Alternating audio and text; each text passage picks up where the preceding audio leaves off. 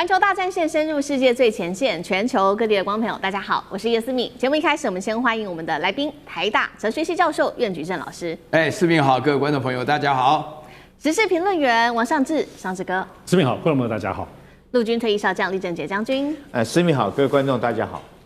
好，观众朋友，今天节目一开始持续的提醒观众朋友，在最近持续的要记得帮我们在开启影片之前，先帮我们按赞之外。然后呢，看到热推荐也帮我们持续的按下热推荐。如果还没有看到的话，持续的在留言板上面留言热推。那也欢迎观众朋友持续的告诉我们说你现在在哪一个城市来做收看的。统整了一下这2天，许多的观众朋友特别反映在所在的区域，包括了台北那几个地方，新加坡、还有纽约、东京、巴西、成都、四川。加州，有非常非常多，其实念不完。特别要再说一下，还包括了香港。那大马的观众朋友也特别提醒我说要把大马给念出来。谢谢马来西亚的观众朋友持续的留言跟我们做更多的互动。今天节目一开始，当然了，我们持续来关注今天的焦点话题，就是有关于美伊战事。现在在看说伊朗有没有可能发动下一波的总攻呢？因为现在川普提出来的许多条件，还有这些军事上面的行动，其实都没有办法达成目的。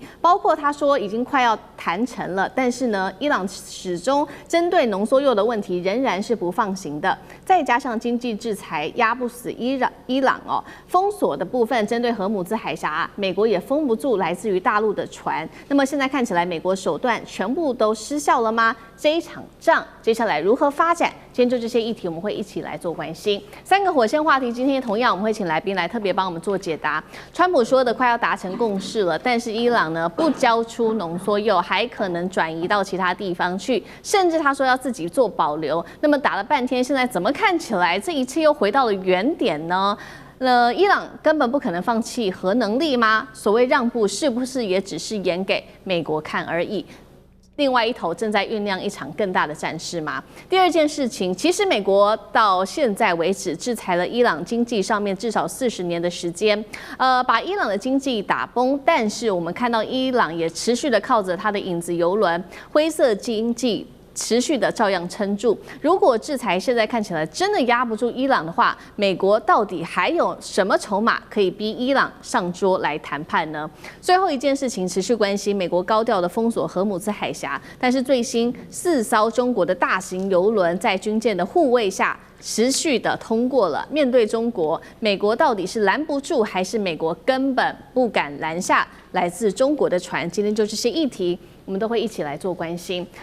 首先要特别注意到是，这周末可能美伊之间就要重启了这一场最新谈判，但是问题是真的谈得下去吗？看到川普怎么说？他说现在呢，双方已经非常非常接近共识了，并且他说的伊朗已经愿意交出高浓缩铀了，这是真的吗？他说呢，可能接下来可以为美国带来的就是免费的石油，还有荷姆兹海峡的掌控权。这话说得非常的有信心，还说自己不排除亲自到巴基斯坦来敲定这一场协议。针对于川普的这些说法，至今伊朗没有给予任何的证实。而且我们另外一方面看到，好像是跟川普来说是完全打脸吗？因为根本没有打算交出浓缩铀。传出伊朗决定的是60%的高浓缩铀，这个浓度60%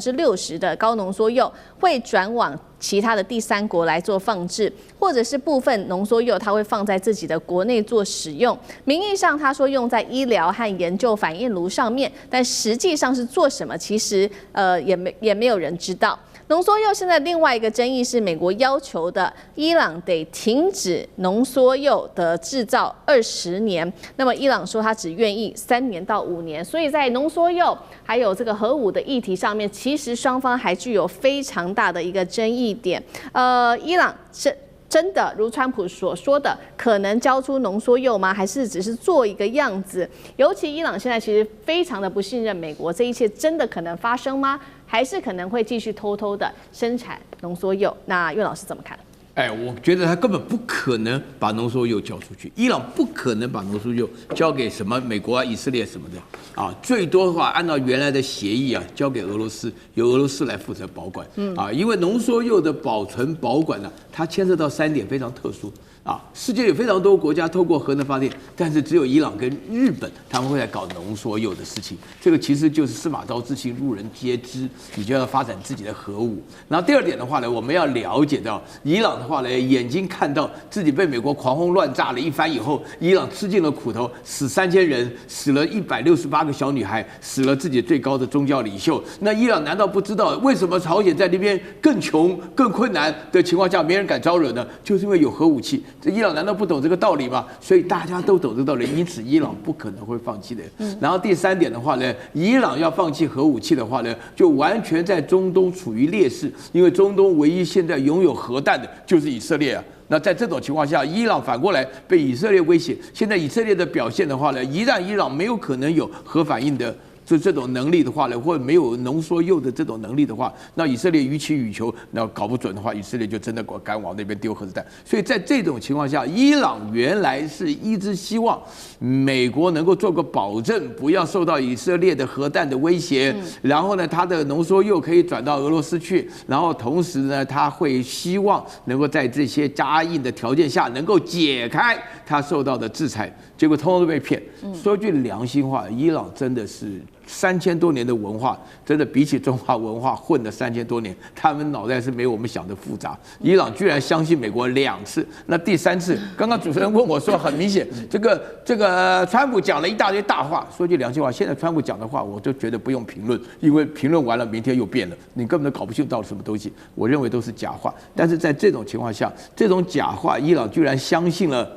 应该是2遍吧，那这次第3遍的话，他没有办法再相信了，因为这个实际上牵涉到了亡国灭种的危机了。好，紧接着就是这个周末，看起来双方就在核武的议题上面，其实美伊双方看起来是没有办法达成共识的。那伊朗看起来也不会真的交出浓缩铀，那美国到底接下来会怎么做接招？这个会持续的做观察。另外一方面，现在其实呢传出来说，伊朗还向美国开价，就是说，好，那你要我让步的话可以，那你就要停止对我的经济制裁。所以他说放钱才会放船的意思是说，美国你要这个停止对我的经济制裁，这样子呢，我才会让船通过荷姆兹海峡。但是现在其实专家也点出另外一个问题是说，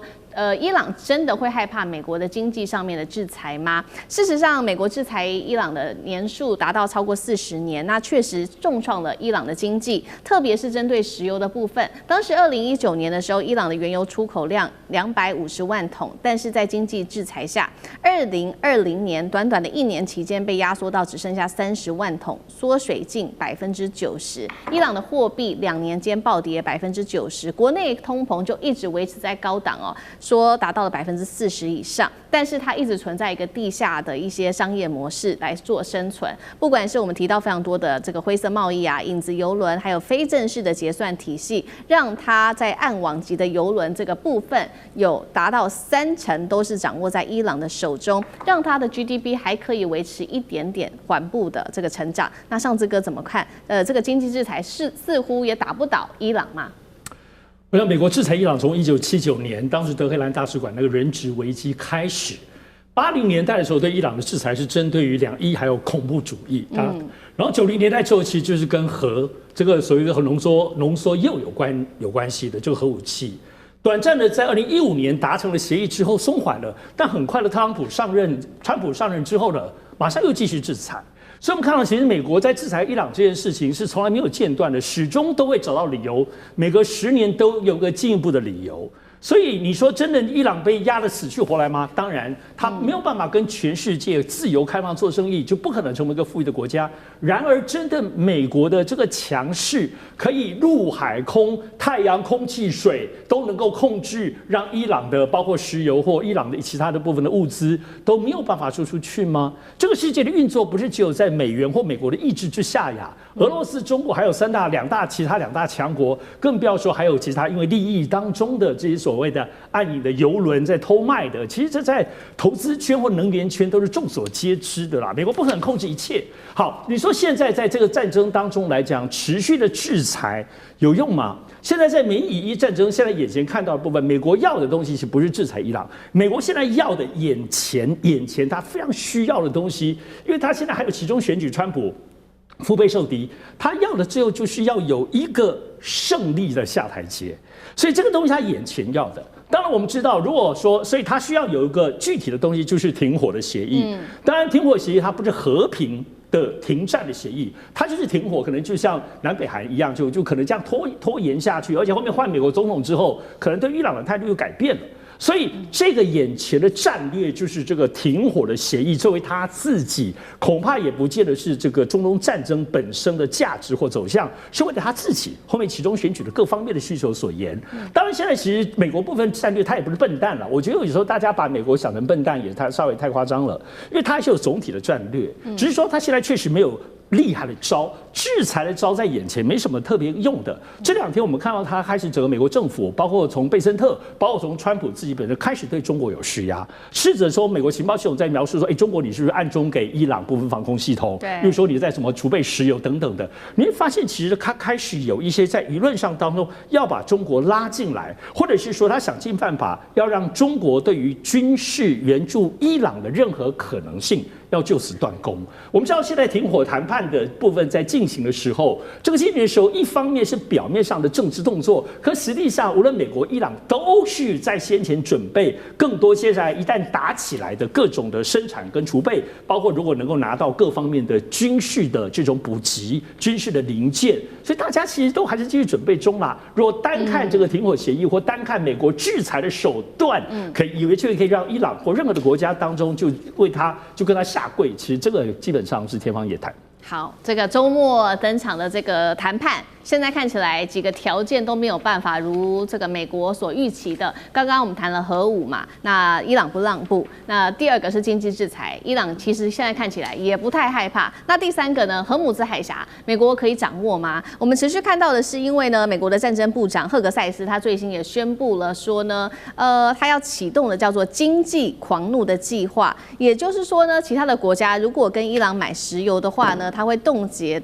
伊朗资金存在该国的银行，那么实施的叫做2级的制裁。另一方面，这荷姆兹海峡，美国说它掌握住了，把它封锁住了，但是呢，最新消息是4艘的中国大型的邮轮通过去了，它是在中国的军舰这一艘叫做大庆舰的护航下通过的。那这4艘邮轮包括了中远、珠峰、海丰海等等的邮轮哦，现在就被指说这个被酸啦。美国不敢对大国来动手，只敢欺负小国。那厉将军怎么看？那天川普这个因为解封不了荷姆兹海峡，他就加码，他说那我美军也要封锁荷姆兹海峡。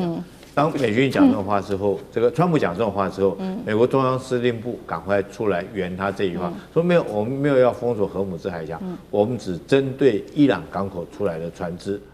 做封锁而已。哈，这个看出来，这个中央司令部已经开始在退缩。那紧接着我看到就是中国国防部长董军注意到，其实这种话由董军出来讲，那是代表国防、代表军事的力量。董军讲什么话呢？川普说要封锁荷姆兹海峡之后，董军说中国船只将通过与伊朗协议继续通过荷姆兹海峡。同时他警告美国还有这个川普不要干涉他们的行动。所以我想说，由董军出来讲这种话，就中国代表他有军事的实力来当做后盾。那事实上，我们有一艘这个中国大陆有一艘军舰。是大庆号，它是054A 的护卫舰，它的这种武力大概是32具的垂发系统，当然没有055或052D 这么大这么多可是它刚执行完在亚丁湾的护航任务，所以它就到这边来实施护航。那在这种状况之下，我们知道在川普扬言第一天这个要封锁荷姆兹海峡，封锁伊朗出来的船只的当天第一时间就有一艘中国中型的邮轮叫复兴号，富有的富，星星的星，就已经通过了嘛。那我们上次在这边也已经讨论过了。对。那紧接着我们看到今天这个复兴号可以说是打头阵了这个带头示范。那紧接着后面我们刚刚看到这4艘的邮轮，这4艘就不是那种中小型的邮轮了，它是大型的邮轮，可以带200万桶的邮轮的，已经从这边出来，而且通过荷姆兹海峡，很明显的打脸美国那你扬言说美军你说要封锁，事实上我就是走出来给你看。就这时候，这个有一些美国的媒体就会说，这4艘船是假消息哈，怎么讲它假消息？这4艘船它不是从这个伊朗出来的，我们只针对伊朗的港口封锁。这4艘船是从伊拉克、科威特那边出来的船只哈，所以美国媒体马上这个圆这件事情说是假消息。但是我特别要讲一件事情。那不管这条船出来，我觉得说是这船有可能哈，它放出来的 AIS 信号是确实可能是科威特或伊拉克出来，但是真正出发的港口，你确认就是这些港口吗？美军敢确认是这些港口出来的吗？那可能是从伊朗出来港口，我放一个 AIS 信号，说我是从科威特出来，这很明显是给你美军面子，让你有个台阶下，不然的话，你真敢拦截吗？你真敢拦？如果拦的话，可能就出大事了哈。所以我觉得这个说是假新闻这件事情，是给美军一个台阶下，那事实证明美军可能不敢拦中国的游轮。好，谢谢厉将军。那我们休息一下，马上回来。地缘政治、美中之争、战略价值、强权崛起、小国生存，现在与未来洞悉事件走向，掌握世界脉动，全球观点尽在环球大战线。好，接下来关心到军事上面的消息，伊朗呢是否击落了美军的 MQ-4C 这一架飞机呢？我们今天会特别来做关析。其实呢，价值高达了75亿哦。现在说海神整个消失了，是不是最强的这一种雷达系统现在落在伊朗德黑兰的手中呢？另外，等一下也会关心到是伊朗的暗网油轮曝光了。今天来看到美军的战略全面破功，我们一起来做解读。好，现在呢可以看到美伊谈判虽然是暂时是休兵的，但是接下来这件事情，美国恐怕是丢脸丢大了。4月8号那天他才喊说要停火，但是我们看到才隔1天短短的时间而已。伊朗方面就已经宣布了说呢，有击落了一架是来自于敌方的先进战机。那伊朗其实没有交代太多说这架战机是什么战机，但是美军自己后来证实了说这是一架造价75亿换算新台币，那么号称海上天眼的无人侦察机 MQ-4C， 它在波斯湾上空当时突然间是发出了这种7700的求救讯号，紧接着确实就被发现从5万英尺的地方击坠。随后是直接消失了，也是在同一天，我们看到来自于这个2026年的4月9日，也证实了说这个位置啊，虽然保密，不知道是在哪里，但是确实 MQ-4C 它是有坠毁的，只是说现在看起来没有人员伤亡。但这个是一起美军不小心发生的事故吧，还是被伊朗给击落呢？其实这个外界也现在在猜测。那五角大厦现在更担心的事情是说，这架飞机哦，无人机现在落在伊朗的手中，伊朗会利用这架飞机来去查。它里面还有哪一些更重要的一些资讯可以来做研究吗？因为这个 MQ-4C 海神无人机，它可以说是战场的神经针书哦。它里面呢非常重要的就是有这种电子扫描的列阵跟这种多模的雷达电子情报系统。现在会不会被伊朗给拆开来重新研究呢？厉将军怎么看？我先介绍一下这架 MQ-4C 海神无人机哈，它从什么地方起飞的？它从意大利起飞哈，你看它可以飞多远？从意大利飞到波斯湾来这边实施这个海上监控的任务。这个作战有7个要项哈，指挥、通讯、这个管制哦、情报，还有监视、侦察跟这个资讯哈，大概这7大。所以这架战机哈，它就可以做到监视整个海面，它可以做监视，也可以说是掌控到整个海面，然后当然就可以转换成情报啊，提供给美军。那你看它所配备的东西，第一个这种电子扫描的阵列雷达，它可以在天上，它看得很远很广哈，海面上面所有只要有船只经过，会有任何动静，都会显示在它的雷达这个电子侦察幕上面。那除了它有这个电子这个雷达之外，它发现有个亮点之后，它还有什么？它有红外线的这种摄像头。红外线摄像头就是很明显嘛，它包括白天晚上都可以飞过去看到底你这个我电子信号上面看到这条船是什么样的一艘船，是这个军舰还是这个伊朗的这种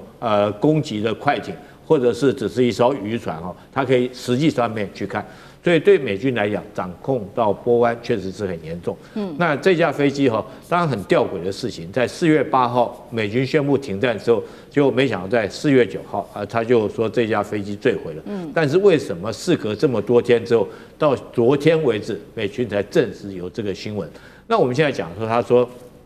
发出7700的求救信号，其实在发7700的信号之前，他发了一个信号叫7400信号。什么叫7400信号呢？就是7400代表这无人机跟它的操控端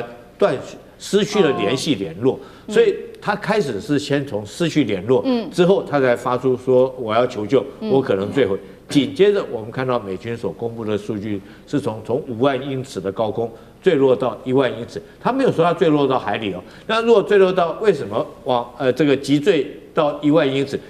到1万英尺以后，是不是继续还在飞？那我们就打上一个问号，因为美国跟伊朗现在都没有证实。那如果说这架飞机，如果按照这种程序来讲，我现在美国最担心的一件事情是，这架飞机可能不是自己本身机械故障，而是你看中间信号被切断以后，是不是伊朗就直接接收了这架飞机，用无线电接收这架飞机，把这架飞机引导到伊朗的这种领空降落或者是坠毁，这种可能性不能排除。那如果说坠毁到海上，我认为美军现在要赶快把这架飞机捞起来。那就算是坠毁在伊朗的领土，美军也要比照援救那个F-15E 那个飞行员赶快把这架飞机这个残骸彻底的摧毁或者是说或派飞机去你把它彻底的摧毁炸掉嘛？要不然的话也要把这架飞机的残骸带回去。为什么呢？你知道这种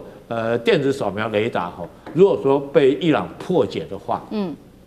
甚至于若伊朗将这个雷达提供给俄罗斯或提供给东方某大国做研究的话，它后面就可以发布假信号了。就譬如说你飞机在那边飞，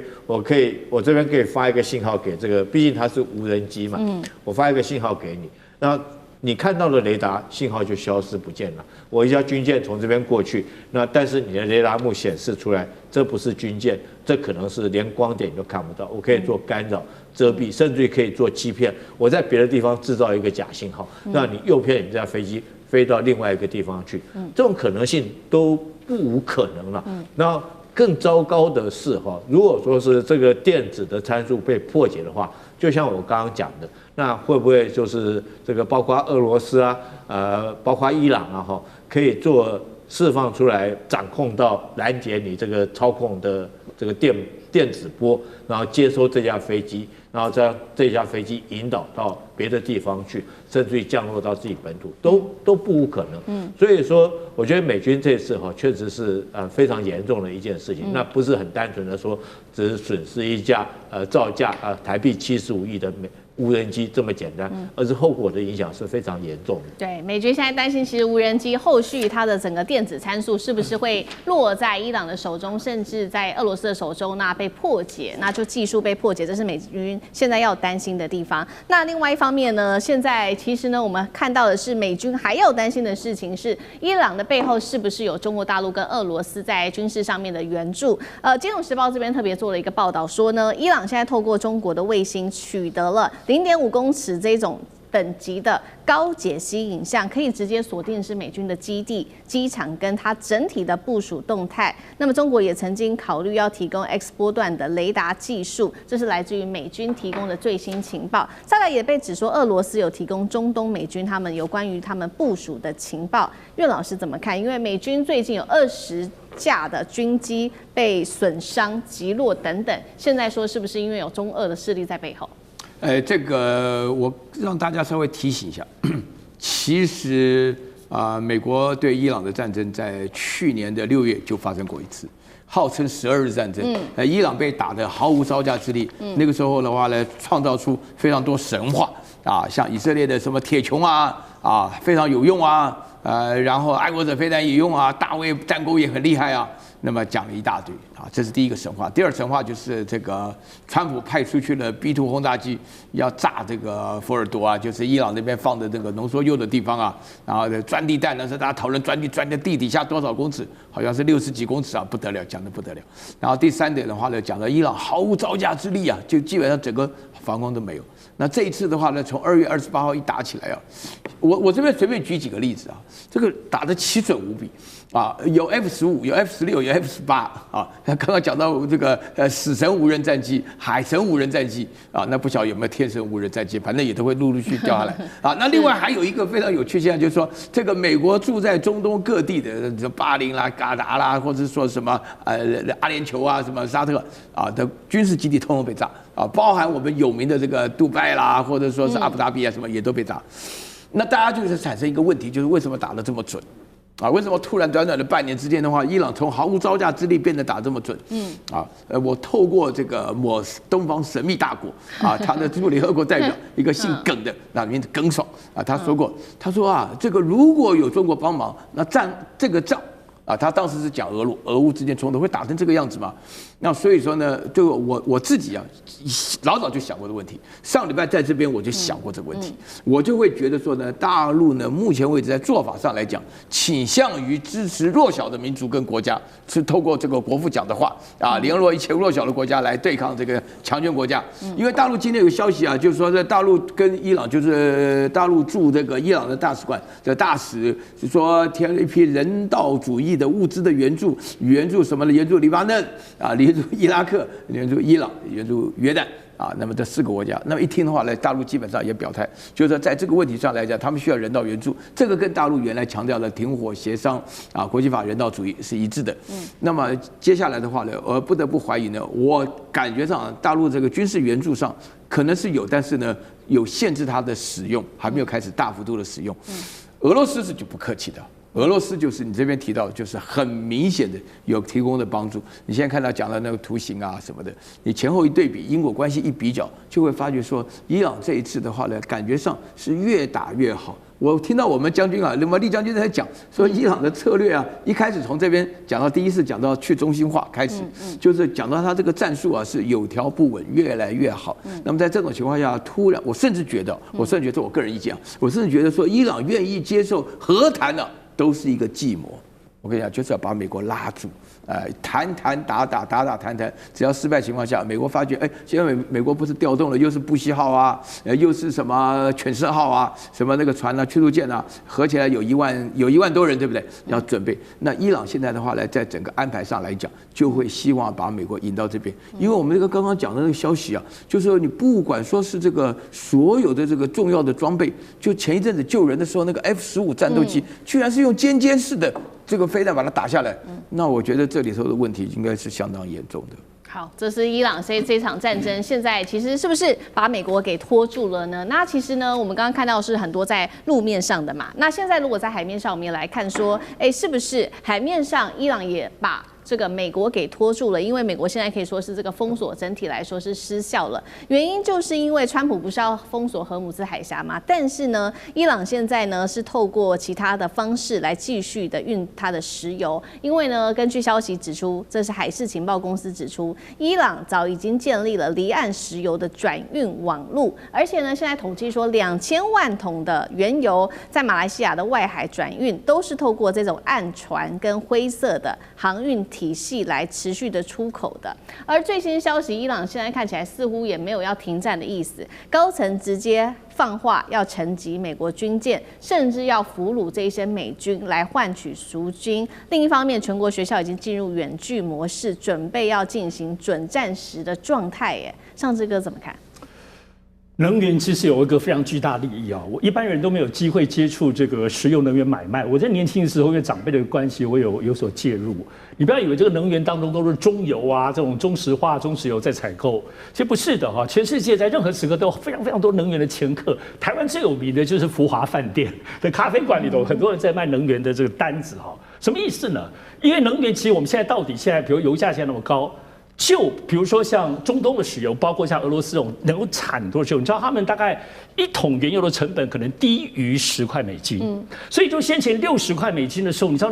那个利润有多高？所以你只要在这个产业链运输或者储存或者是提炼来讲，你只要多赚这么1块钱，刚刚讲单石油就2000万桶，1块钱就2000万美金所以这太多人，所以说伊朗有很多暗网，马来西亚很多人在帮忙，他不是一个这是众所皆知的事情。你以为这种地下组织就伊朗吗？美国没有吗？美国 FED 美国联准理事会为了美元控制，所以有很多掮客是在卖美元的能源单子。而这当中是把美元停固下来，背后都知道，他透过一些犹太基金会，背后其实就是联准会，他在全世界的美元布局，透过能源把它变成了长期的订单稳住。所以能源背后的这种货币战争或者等等，其实很深邃的。这其实也是为什么在这场美以战争当中，川普要很快的介入到荷姆斯海峡，因为如果只有伊朗，他虽然没有控制全部的中东石油，可是因为荷姆斯海峡里头，它的这个全世界的利益集团太多了，所以美国采取的做法，它就是介入主导，有点像以前这种跳华尔兹舞的时候，两个男的抢个女的，跳着一个男的就接出来，就接着女的就跳，然后另外一个抢过去，所以这种介入的方式，最后找到机会 override， 然后覆盖掉，我认为是美国在这个能源战略上当中的一个思考的部分的战略啦。然而它能不能做到，其实最后，因为我们大家讲能源这个东西，我认为是牵涉的利益非常大，不只是什么国家这种能源控制的命脉，然而最后的部分还是体现到作战。我们都知道军事这件事情是这样子，作战这件事情，它不只是消灭对方或打败对方，最后还是为了自己生存，要活下来。所以生存这件事情，它要靠的很多的东西，就不只是这些军事的东西而已，它有好多的战略物资、能源，跟你做的东西能不能换钱？换作是别的国家，没有像伊朗这样有那么多的石油，有这些暗网在运作，继续可以换到钱，而且不一定要换美金，换美金也可以。它只要在里头换得很多的物资的话，一般人是没有能力跟美国能够对抗下去的。所以，我们今天回过来看伊朗这件事情，不只是军事的大小，要不是它这些石油，而且这40年来的制裁，让它有暗中的管道，它可能1个礼拜都撑不下去的。所以我们在思考这次有关荷姆斯海峡背后的意义里头，这个能源的控制权不只是这是军事跟政治外交，而包括这里头牵涉到全世界能源市场看不见的这些的竞争跟控制里头，即使美国也不是全部拥有主导权的。好，谢谢尚志哥。那我们休息一下，马上回来。地缘政治、美中之争、战略价值、强权崛起、小国生存，现在与未来洞悉事件走向，掌握世界脉动，全球观点尽在环球大战线。好，这一场美伊战是什么？打到现在看起来比二战还要更困难呢，尤其是美军现在的弹药见底，已经重启了它的民兵工厂，来重启弹药的生产。等一下我们会来做关心。另外，今天也会特别来关心到的是福特号，本来是最强航母，现在被视为最惨的航母，怎么回事？今天一起来做关心。好，现在来看到福特号已经创下了多长呢？这个长期的部署在海上的执行任务已经高达了295天了，现在说呢，已经将近10个月都是持续的在备战的状况，一直在海上都没有回家。那么部队呢，其实已经这个非常的累了，他们已经进行了这种高强度的执行任务10个月的时间，在这种高压跟封闭跟待命的状态之下，我们看到福特号最近发生了非常多的事情。首先，在上个月的时候，大家还记得吗？是在上面连续失火30个小时的大火。第二件事情是上面还有200名的官兵，他们都被呛伤了。再来就是说，超过600名的官兵，他们失去床位，到现在其实都一直没有办法好好的休息哦。那也都是长期轮班的。另外一方面的事情是，这一艘航母后来呢是在这个希腊的地方来进行维修，本来以为说维修之后呢，官兵就可以在上面好好的休息，没有想到这个是直接的把这个全舰给封锁住了，集体把他们隔离就算了，还派了一个8人小组直接上舰，针对全体的这些船员们逐一的来做调查。针对这起火灾事件，难道他们现在是把这个矛头都对准了上面的船员，认为说是自己的人所干的事情吗？在这样子疲劳的一个状态下，官兵长达295天不间断的部署，在心理上面真的还撑得下去吗？那将军是军人，怎么看这一件事情？不要说我了哦，我们先讲眷属怎么看这件事情。你想想看，如果说是爸爸或者是老公哦，这个10个月这个没有回家，那家人会怎么样心里想？其实我们古时候哈，我们古时候这个有很多在唐诗里面有很多描述这种情形的诗，我念2首给大家听。我先念眷属的心情给大家听哈。大家知道有一首诗吗？这打起黄莺儿，莫教枝上啼，啼时惊妾梦，不得到辽西。她老公在辽西那边打仗啊，对不对？她就听到那小鸟叫，她把梦吵醒。她本来还在做个梦，还可以在梦里头跟先生这个相聚在一起。那如果说被这个小鸟的叫声哈吵醒以后，她连做梦的机会都没有。你看这个描述的多哀怨呢。那男生在战场上是怎么样？醉卧沙场君莫笑，古来征战几人回。那每天在船上面，你是不是就是在那边这个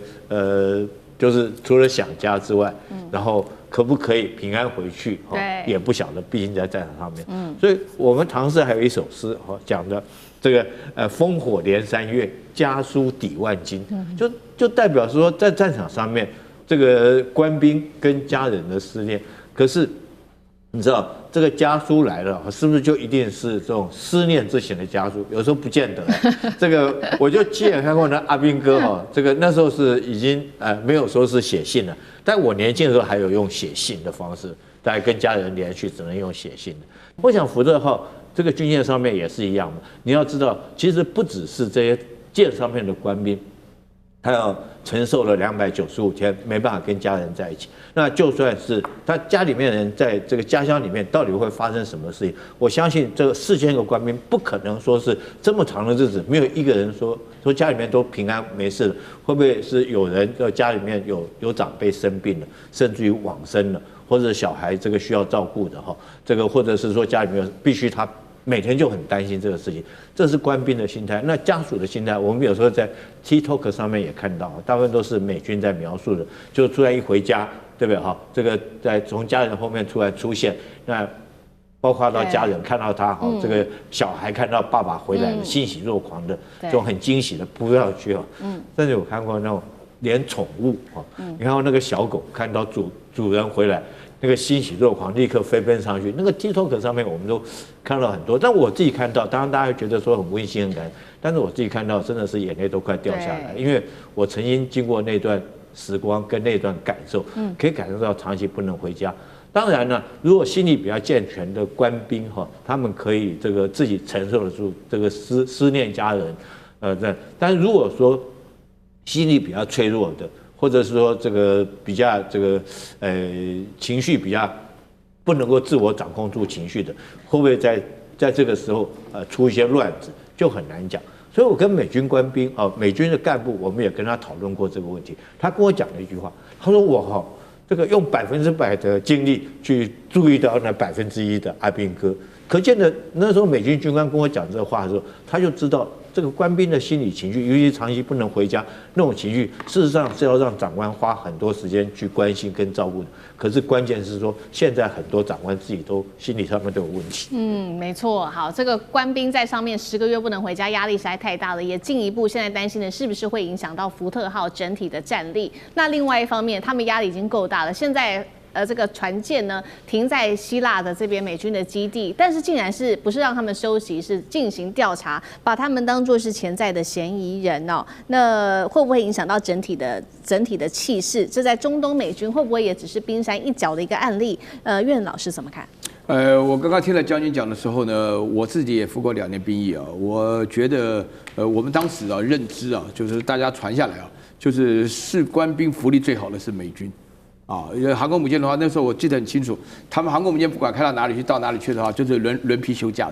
的，就是福利好。因为我们在阳明山有很多现在文化大学旁边的宿舍，他们的那个美军宿舍什么的，他们都是非常注意这个夫妻之间的这种情感那个比较多的情况下，因为我在服兵役的时候，放不放假是一个很大问题。我那是在南投当兵那在外岛的时候，他们这个大家都拼得要死要活的。其实那个时候的感觉到，就是说是这个，部队里面的生活比较紧张那确实是，有关于这个，如果长达10个月没有休假，然后最后这个1个月居然是联合起来调查的话，我觉得对这个士气有非常大的影响。我现在稍微讲一下这个福特舰本身发生的事情啊，确实是非调查不可。首先第一个，大家记不记得它原来厕所有问题，马桶不通啊，然后结果挖出来以后呢，发觉马桶里面有绳子啊，有衣服啊，这个现在军装丢下去，那这个当然是人魔不彰嘛。这个想也知道，这个有人就在抗议，有人抗议的话有2种理由了。就刚刚这个将军的话所找的路线是，不放假会抗议嘛，对不对？但是有没有想过问题，就是说，如果你进行一场不正义的战争，会不会有抗议？搞不好有嘛。如果我有机会，我也会觉得说讲到这场战争好像没有意义，有很多人在问这个问题，所以说受到士气的影响，这个是要围起来调查。虽然10个月没放假，但是美国有个军法的单位，他们是非常认真的，5700人，一个航空母舰上面就部队6000人，再这样合起来，就所有非部队人全部就负责航空母舰的维修的人全部都是。就是要被调查，这是第一件事情，就影响士气，不放假影响士气，然后非正义战争影响士气。然后第二个的话呢，就是把官兵当成潜在嫌疑人这件事情，因为这个福特号的航空母舰是美国最新的造价最高的12万吨的一个船这个船的话呢，从造到现在。还没有开始用，问题一大堆，居然洗衣房里面失火搞到600多人的话呢，就没有办法安眠了那在这种情况下的话，那么这个部队里面最主要是讲求士气之外的话，这个《孙子兵法》里面该讲。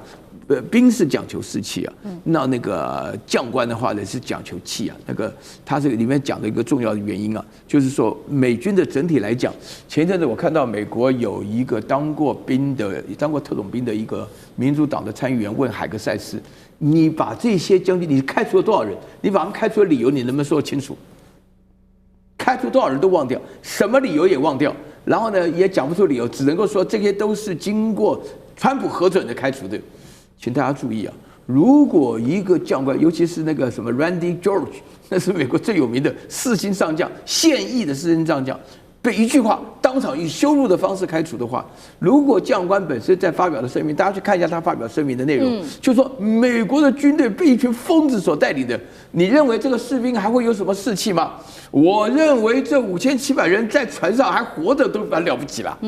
因为这个是让军人的荣誉是他的生命对不对？那被人家怀疑，然后又不准放假，然后现在的话呢又随便开除，这个是不得了的事情。好，这个是윤老师帮我们看到，现在在前线美军整体的士气受到这个福特号事件的影响，已经受到影响。那我们其实看到，其实不只是前线的士气受到影响，现在后端的供应链，美国的军事的武器的供应链也拉起警报了。特别现在说，是不是已经回到当时2战时期的这个民兵工厂重新开启呢？原因是因为呢，美军他们现在应付不管是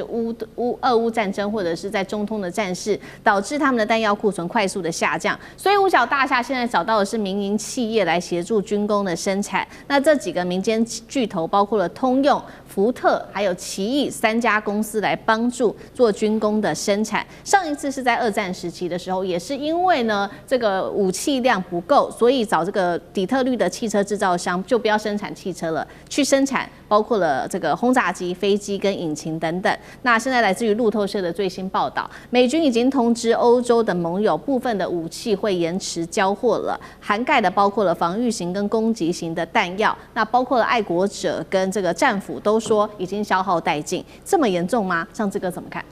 最近这个在华尔街市场讨论最多的就是美国的五角大厦开出了1.5兆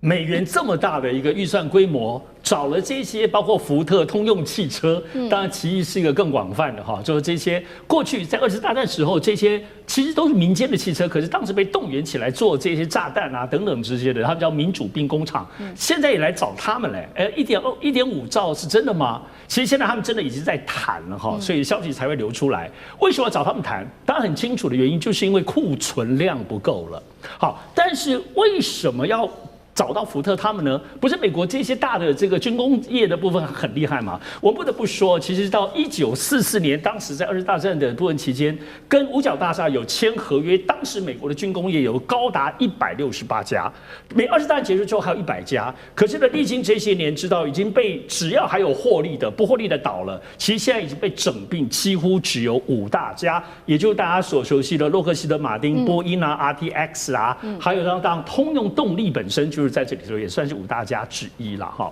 好，但是为什么不找这些5大家呢？怎么可能没找过？当然找过啊，因为就这5大家吧，人家现在做这些最厉害的，包括最厉害的这个第6代战机，然后都是全部都最贵又大又贵的东西，人家才做嘛。所以你看，不讲大厦在这1年多来，他要做无人机，没有人回应他。这个无人机竟然是矽谷里头的新创公司在做，他要做军用的 AI， 你看都没有这5大家有钱的军工体说我也来赚你的 AI 钱，1.5兆看起来别人看很大，可是对这些5大军工业来说根本小猫咪，根本不放在眼底。所以首先第一件事情就是，现在美国的军工复合体不是都这么听美国五角大厦的，而且现在在他们的订单，全世界都跟他们买呀，每造一架飞机就几十亿美金，甚至更多，干嘛要去做这种无人机啊，什么 AI 的这种小东西？这个第2个原因是什么？其实主要是稀土。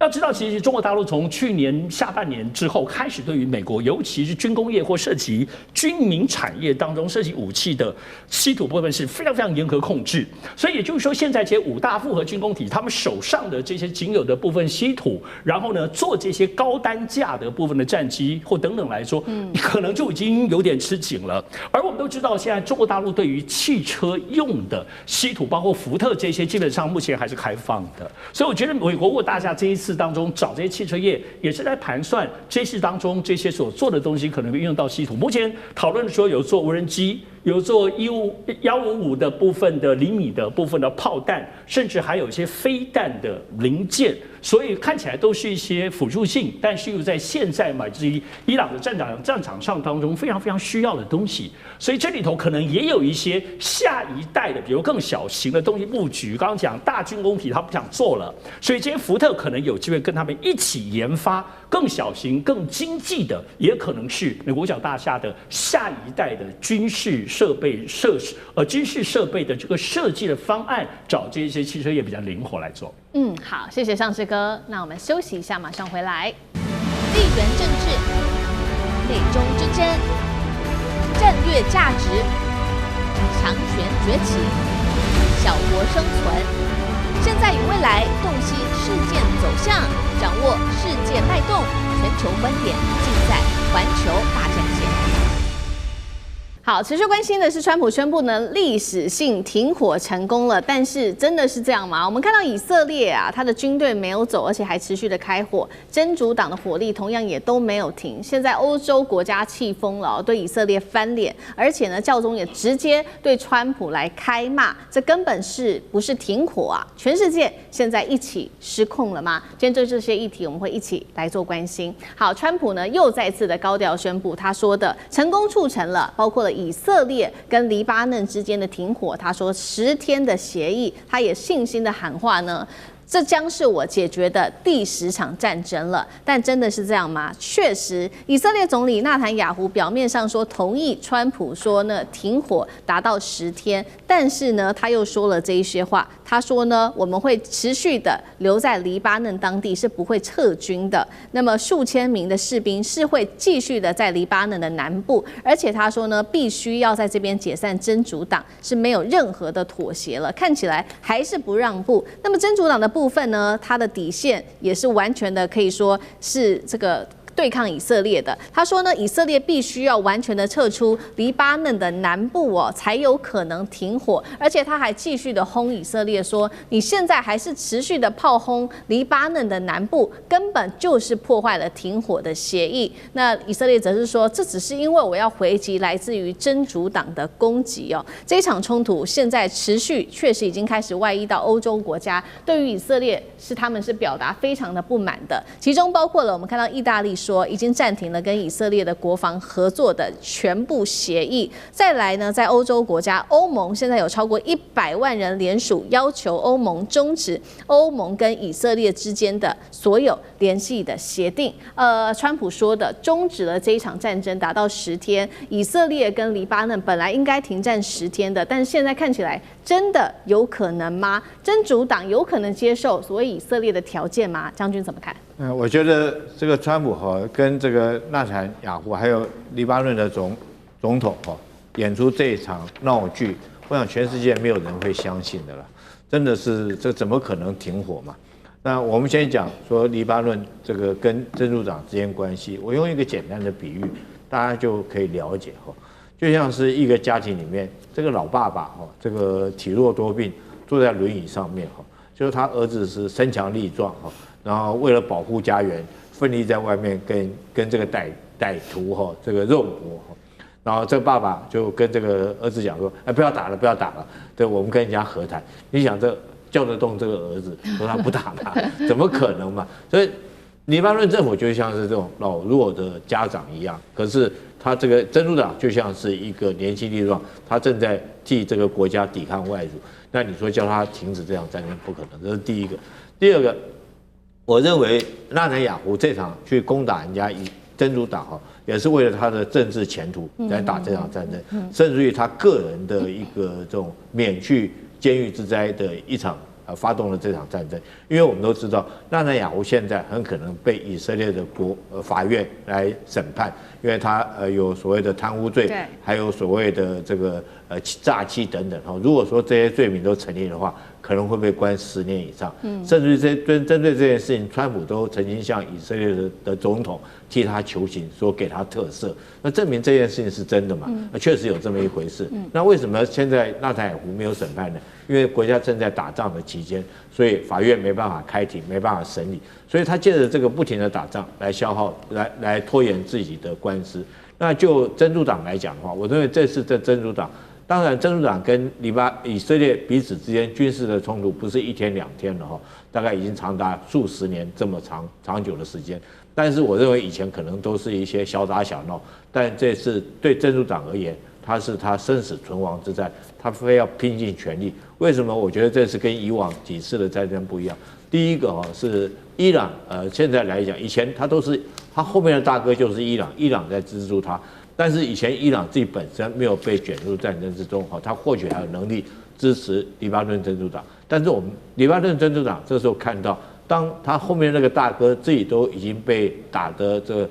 疲累的很虚的时候，那如果说他这时候不奋力一战，那万一伊朗倒了以后，那他可能就连存活的机会都没有。所以唇亡齿寒了，这个唇都已经快亡了，这个牙齿难道能不寒吗？那第二个，我想说，真主党可能他很明显看到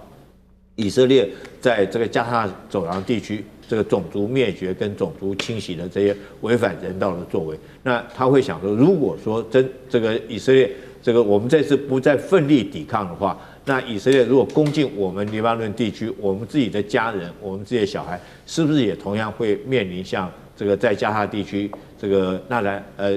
巴勒斯坦人民的命运一样，不是被炸死就是饿死，要不然就是被病死，面临这种悲惨的结局跟命运。所以我觉得黎巴嫩真主党这次是非要抵抗到底。当然，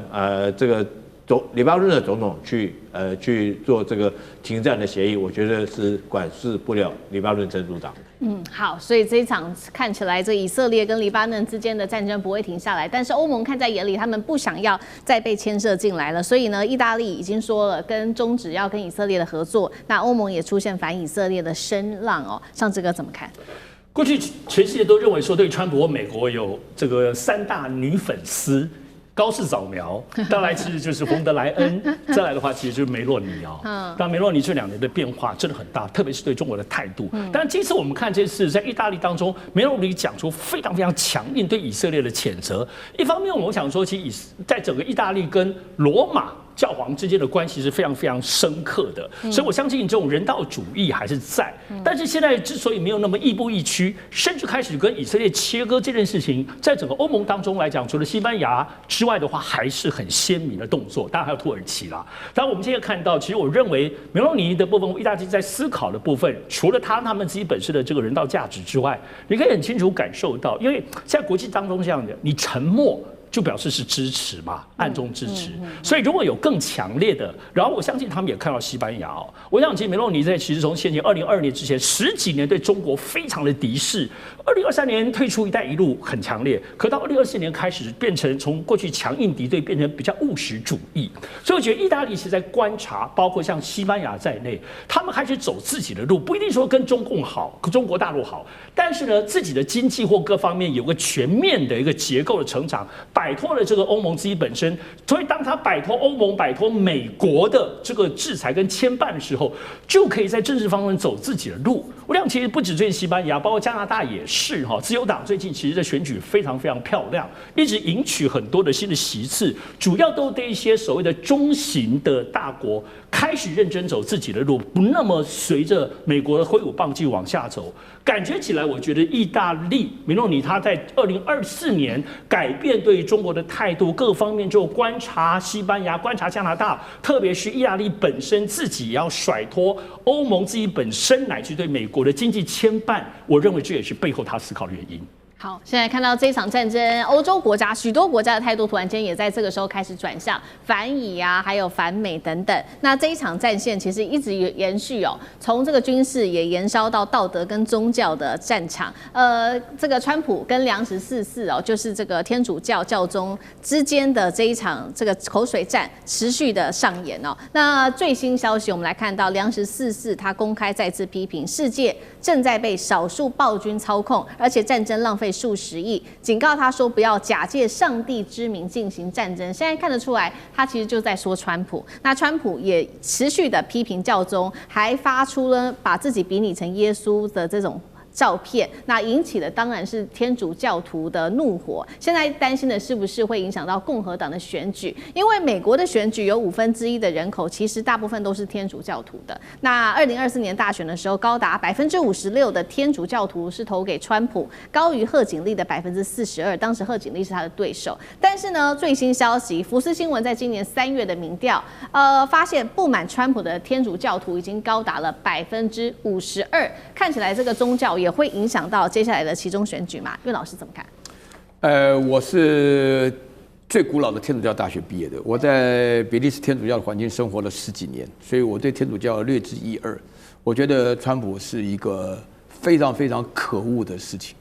他这所有做的一切都是基本上是一个疯狂。美国有爱尔兰人、意大利人、波兰人、拉丁美洲人。全部都是天主教徒，世界有10几亿的天主教徒，10几亿的天主教徒，他们的精神领袖就是教宗。教宗代表的是一种精神上的、心灵上的以及道德上的一种权威啊，不容挑战，有2000多，就上2000年历史了。那么在这种情况下，那么川普本身他有一张照片假扮教宗，就是故意挑衅。然后接着话呢，他在这个复活节的时候，教宗在做他的弥撒的时候，那个川普的这个复活节当中，他就讲，川普复活节也发文讲说 Praise to Allah。所以说那个教宗看到这种事情，反对战争。我说过，他是一个心灵上，他是一个道德上，是一个世界和平的捍卫者。所以说对川普讲说他不认同这个教宗。然后川普不得了，川普就直接对这个教宗讲说。这个教宗啊，梁14是一个非常非常有名，他是美国人，他芝加哥长大的美国人，是第一任的是由美国人担任教宗的。然后他本身就刚好就是最近是在非洲的科麦隆做他的这个牧灵事业，意思也就是说到这个到处教宗要到处访问。其实有点像是我们的妈祖出巡，或者说是不管怎么讲，人家是宗教，我们要尊重。在这种情况下。结果川普这个时候居然放了2张照片，这边只是其中1张，就他自己假扮耶稣啊，然后底下摸的那个人头是不是天天骂他那个节目主持人叫 Stewart 啊？那个人自己还讲，然后另外他今天又发了一张照片，他这张照片麻烦弄大了，因为美国人都骂他疯了以后，他搞了个耶稣摸了他手照片，讲说他跟耶稣好朋友。这2张照片都是亵渎圣灵啊，他们是异神教啊，大家要搞清楚。